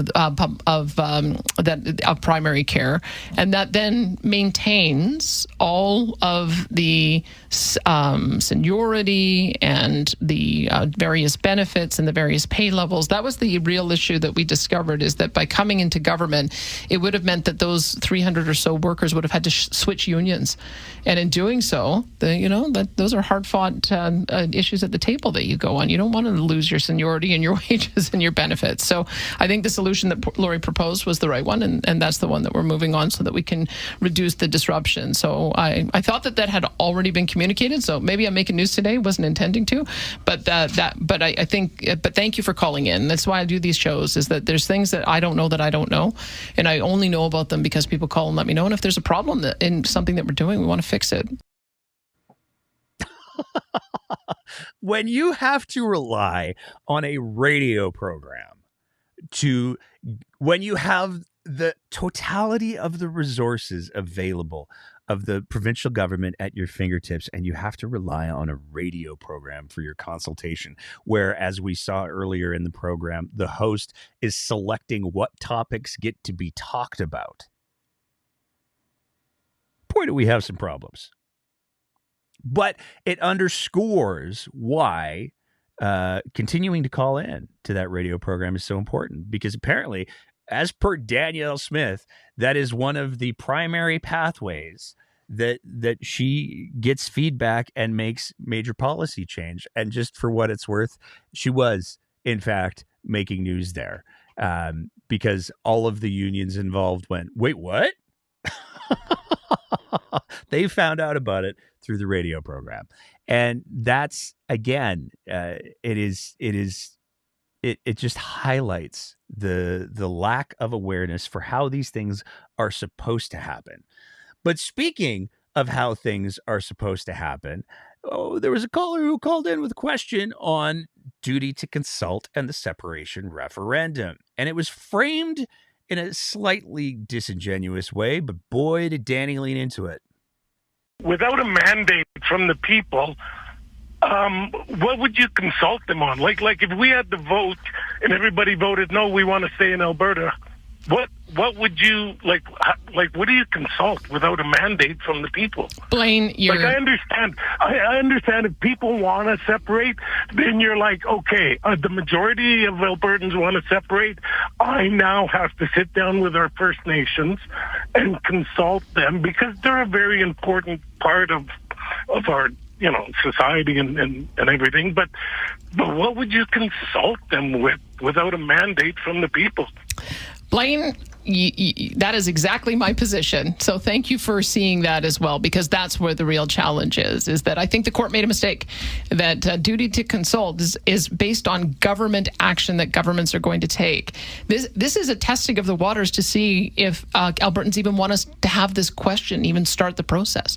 And so we put the remain question on the ballot. Do you want to remain in Alberta? That's option one. But we had to define what no meant. You can't just ask a question, do you want to remain in Alberta, yes or no? Because what if everybody votes no? What are you supposed to do next? So what does no mean? Well, no means that we start the legal process to hold a binding a vote on separation. And I need to get an indication from Albertans whether they even want to have that conversation. So that's what's going to be voted on October 19th. That's what we put on the ballot. And we're going to continue to fight it out in the court, because I think that it's a very dangerous precedent to be set that people are not allowed to have a say on a democratic issue. I think that people, the way our legislation is structured, is that people should be allowed to bring a question forward, either for consideration by the legislature or for the consideration of the public as a whole. And we want to preserve that legislation, because if we allow this decision to stand, it means that we've got to throw our legislation out altogether. And I don't think that's what Albertans want. Oh, I think it might be. If Danny's whole reason for using taxpayer funds to appeal the decision of the judge who said that the government had a responsibility and a duty to consult before they went ahead with the referendum question, because that in and of itself is government action. If her whole reason to do that is because she doesn't want to admit that they made bad law, that's bonkers. On brand, but bonkers. But it goes further than that, because, we've got this gentleman who's calling in. He's talking about, well, if you haven't had the vote yet, like you have to have the vote to have the mandate. You don't know if you have a mandate until you've done the vote. So you got to do the vote, and then you find out whether or not you're going to do the thing. And then, I guess once you know that you're going to do the thing, you should probably have a duty to consult. But if you're not going to do the thing, see, here's the thing: the referendum is the thing. Asking the question is the thing. The government taking on that responsibility is the thing. And as much as Smith likes to be like, well, I don't know what the duty to consult is. Let's be clear. The Supreme Court has defined and affirmed the Supreme Court has defined and affirmed what the duty to consult is. Not once, not twice, not 3 times, not 4 times. They've done it 5 times. The Supreme Court has said in 5 different cases, this is what the duty to consult is. I will read it to you now. The foundation of the duty in the Crown's honor and the goal of reconciliation suggests that the duty arises when the Crown has knowledge, real or constructive, of the potential existence of the Aboriginal right or title and contemplates conduct that might adversely affect it. The controlling question in all situations is what is required to maintain the honor of the Crown and to effect reconciliation between the Crown and the Aboriginal people with respect to interests at stake. So, if there is any possibility, again, let me read it. When the Crown has knowledge, real or constructive, of the potential existence of the Aboriginal right or title and contemplates conduct that might adversely affect it. Well, we know that separation would do that. We know that asking a question about asking a question might adversely affect the treaties. So you can try to spin it as, I don't want to do the duty consult because I wrote this really shiny law and I'm really proud of it. And I believe in direct democracy as long as it doesn't affect corporate interests like Australian billionaires. You could try to say that all you want, but the Supreme Court has articulated what duty to consult is 5 times. 5 times. You have to wonder what kind of lawyers Danielle Smith has working for her, that they aren't even able to read the Supreme Court rulings where this is defined and reaffirmed. You have to wonder. But there's one other clip that I want to play because it makes such a good segue for our last segment.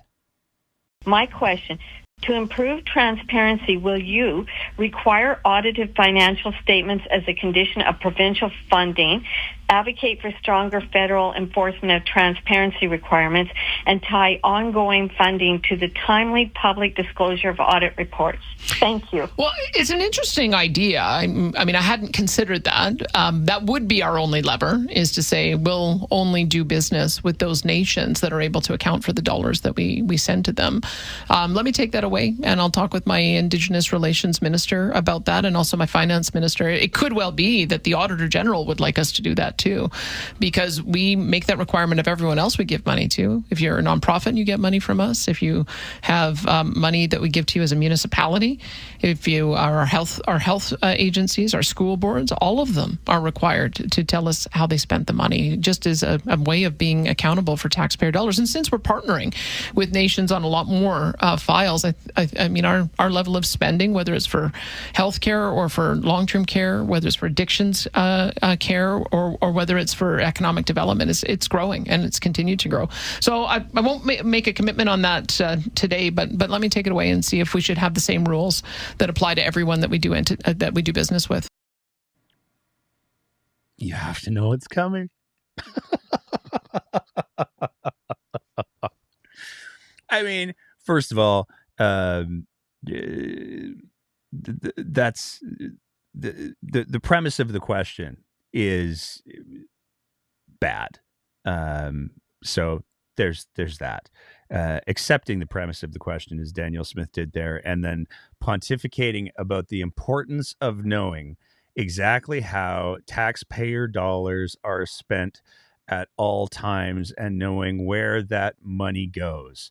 The boldness of making those sorts of claims is remarkable, as tens of millions of dollars, like 40 plus millions of dollars, remain unaccounted for years now because of a decision that Danielle Smith made in regards to procurement decisions. And my lawyers are going to be so angry at me. Because there's been some developments potentially related to that file this week. I'm not saying that they definitively are related to that file, to be clear. But tangentially, there's some fascinating coincidences at play here.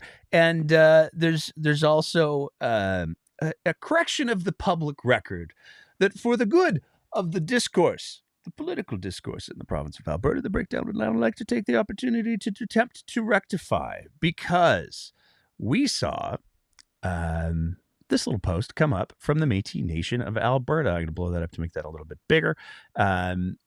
It's a fascinating little thing. Came out a couple of days ago. I'm not saying that the Breakdown was the first to report on it, but the Breakdown was definitely the first to report on it. Métis Nation of Alberta statement by the Citizens Council of the Ottawapiswak, I'm sorry, Métis government. And also, Saturday, if somebody wants to send me the phonetic pronunciation of that, I will read it on next week's show. Following meetings held last week in Edmonton, where confidential information and documentation was provided to Citizens Council, including privileged legal advice, a series of unanimous resolutions were passed and direction was provided for this statement to be released. Citizens Council confirms that Mr. Aaron Barner is no longer employed as the Senior Executive Officer, SEO, of the Ottawapiswak Métis government effective immediately. That's not nothing. And it's not nothing for a long list of reasons. It's unusual for the chief executive officer or the head mucky muck of anything to just get fired. No transition plan. It's just done.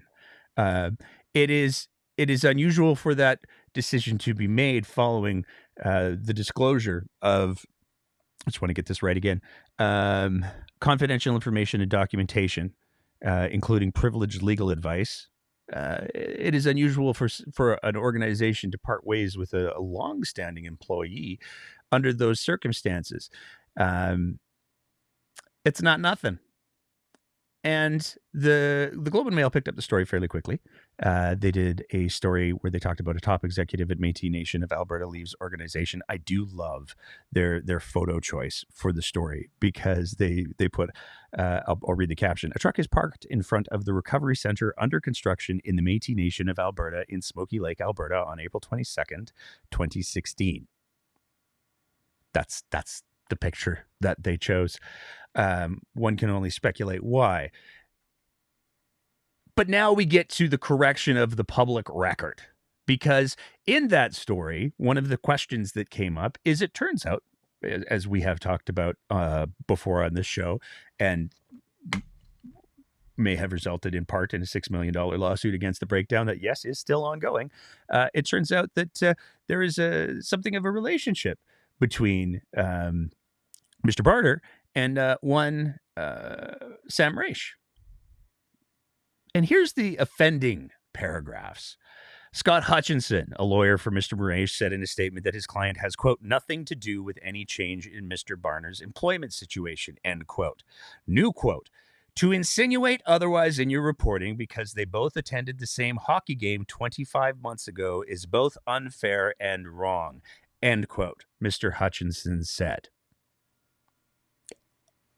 Well, it's a little bit more than just a hockey game, isn't it? Because it turns out there's the one hockey game, the skybox one. That's Mr. Barter right there, sitting beside Mr. Mraiche, directly behind the Premier of Alberta. There's another hockey game that also happened. That's Mr. Barner again. They're standing fairly close to Mr. Mraiche. And in that photo, we also have Mickey Amory We also have the head mucky muck executive level at MH Care standing right beside Mr. Mraiche, allegedly. We also have the former chief of police at the Edmonton Police Service standing there, all of them in this photo with Mr. Barner in this skybox. So I guess it just wasn't one game just 25 years ago. I guess 25 months ago. It was 25 months. He needs to double check to make sure that he gets this correct before his lawyers light his hair on fire. Yes, 25 months ago.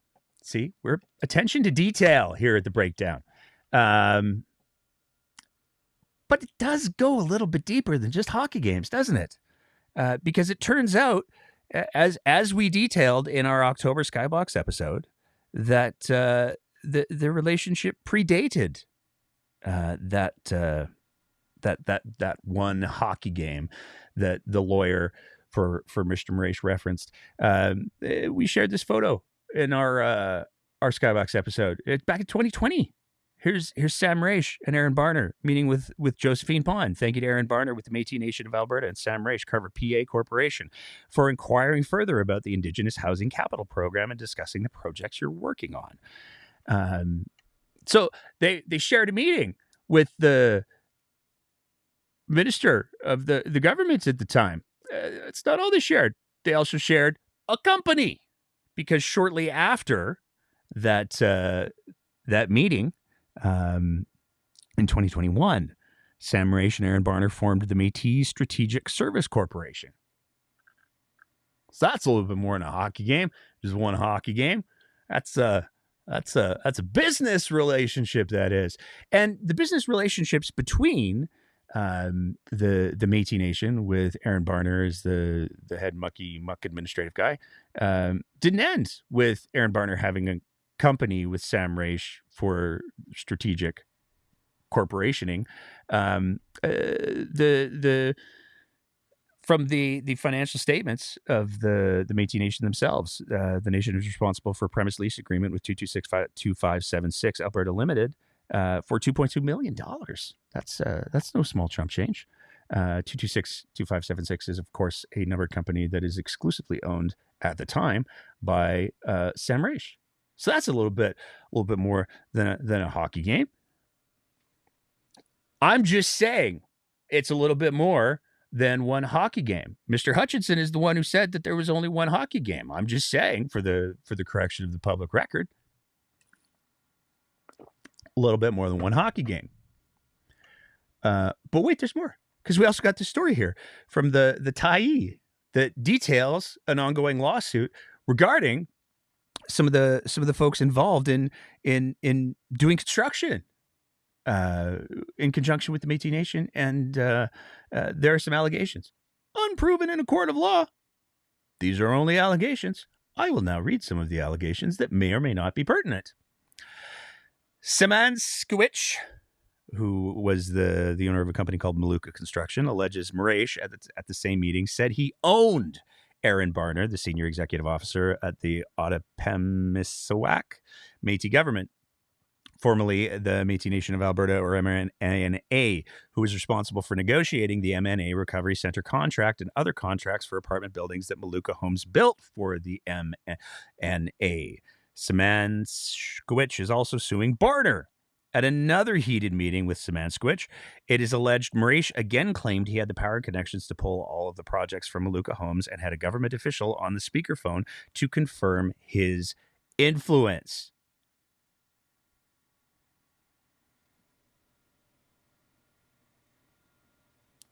Those are allegations unproven in a court of law. But all of these things, especially the Facebook post from Josephine Pond going back to 2020, where she I'm just going to read it again. I want to be accurate. Thank you to Aaron Barner with the Métis Nation of Alberta and Sam Mraiche, Carver PA Corporation, for inquiring further about the Indigenous Housing Capital Program and discussing the projects that you're working on. So many coincidences. I'm not saying that any of these coincidences are any way definitive proof of anything. I want to be very, very clear about that. But I do find it, let me get the phrasing right, unfair and wrong to insinuate that the only event was the same hockey game 25 months ago. I do find that unfair and wrong to inject that into the public discourse. Do with that what you will. I'm still getting emails tomorrow. And that's it. That's our program, folks. Got a couple of one other big announcement that I'm excited about, because let me get the posters up here. We got the show in Edmonton. I'm very excited for it. It's going to be a boatload of fun. The group of folks that we have coming out for it it's ridiculous. So I'm going to throw the old poster up because we're updating it again tonight. July 25th, 2026, Edmonton. The breakdown's coming for you. And boy, do we have a panel. We have Dr. Patrick Lennox, who is an international intelligence expert who fought pirates, got a medal. We have Dr. Jared Wesley, who's a political scientist, who is one of my favorite people to talk to. We have Jody Calahoo Stonehouse, who's also one of my favorite people to talk to. She's going to be joining us on stage. We have Rocky Pancholi, deputy leader for the NDP, who was in the committee meeting where the UCP ran roughshod all over democracy in order to go forward with their separatist question. She's going to be joining us, and I get to update the board. Because, see, we got a narrative that we're building here, because we're going to be talking about Alberta separation. Dr. Wesley is going to tell us how we got here is the plan. Dr. Lennox is going to tell us what are the risks. Both Jody Calahoo Stonehouse and Rocky Pancholi are going to talk about what it's like watching the subversion of democracy up hand. Both have their unique individual perspectives. I'm really looking forward to Jody Calahoo Stonehouse's perspectives on the First Nations and Indigenous piece, existing in a realm of governance that is complex, to say the least. Hopefully we're going to have an interview with another individual that will be able to flesh that out coming up in the next few weeks. And so we've got, like, how did we get here? Here is the problem that we face currently. And we have two more guests that we're going to be announcing. One of them we're announcing tonight, because it is no good to say, oh, there's this whole big thing. What do we do about it? Or there's this whole big thing, without saying what we can do about it. And for that reason, I'm very excited to update the poster to include Brad LaFortune from Public Interest Alberta, because they're involved in a whole bunch of different things. And when we did our last live show in Edmonton, Brad was there for that one. And there was a big conversation about engagement and getting involved. And I'm really excited to see what that engagement and getting involved is going to look like, especially since Public Interest Alberta is one of the groups that has stepped forward to put together a third-party advertiser to address the referendum questions. The Public Interest Alberta and their TPA, that is not the only route that we're going to be going to give people options for how to do the things. But Brad is super amazing. He's one of my favorite people to read his bio. Bradley is a passionate community organizer, settler, and advocate for social justice, human rights, and the public interest. Born and raised on the prairies, he spent the last 20 years in Edmonton. In the past, Bradley has worked with community organizers, labor unions, and advised leaders and politicians from all levels of government. His favorite part of advocacy is working with good people, helping make big change happen. I'm so excited that Brad has agreed to be a part of the panel that we're going to be putting together for the live show in Edmonton. This is going to be such a good night. I'm so stoked. We got some people who are going to be bringing some things for tables in the front lobby. It's we're so overswinging on this thing. It's going to be fantastic. There are tickets still available. You can get your tickets for that at www.thebreakdownablive.ca. $30 is the regular price for folks who are on Age 8 app. We do have a discounted price available for them as well. What better time to debut your new Breakdown merch? I couldn't get through it. I thought I was going to be able to get through that one. I'm just plugging the things now. If you want to get your hands on some of the Breakdown merch that we have, we've got the hoodies, the t-shirts, the hats, the tank tops, all of the good things.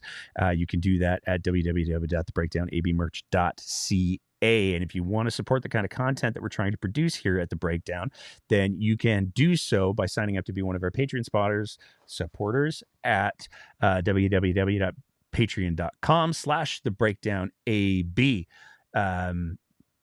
If you're not into the long-term commitments, then you can also send e-transfers to info@thebreakdownab.ca. All of those funds go towards helping us get the gear that I touch at the beginning of the show and delay everything. So there's that. It's going to be, there's all the plugs. I got to play the clip now. How's your BS detector evolved over time? I tend to be pretty trusting. It still makes me smile. It still makes my heart full. It's just fantastic stuff. I think that's it. It's going to be fascinating to see. I'm still working my way through all of the court documents that we received on the Athena Mitsoulopoulos, former AHS CEO lawsuit. I'm looking forward to hopefully including some stuff there.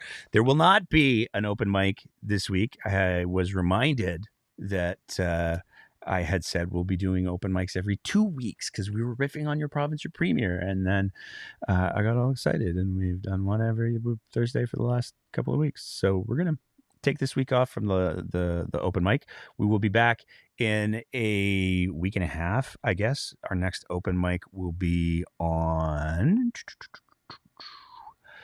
July of the 9th.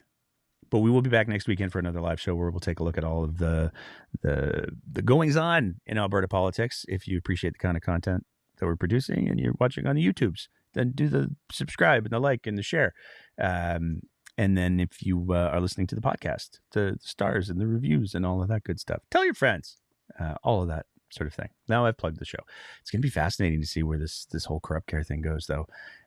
These people's fascination with rink sports. It's fascinating to me. I'll leave that there. That's it for tonight. Thank you all so much for tuning in. Big thanks to the chat for being as active as they were tonight. Happy Canada Day for July 1st. Get your Canada on, y'all. I'm gonna be wearing hats and t-shirts and trying to get as Canadian as I possibly can be. And annoying as many people as I possibly can be. I'm going to put a new sticker on my vehicle. That's what I'm going to do. So thank you, everyone, for tuning in tonight. As always, take care of yourselves, take care of each other, and keep the conversation going. How's your BS detector evolved over time? I tend to be pretty trusting. I knock the camera over. I play the wrong clip. What's even going on? I don't know. Take care, everyone. Keep the conversation going.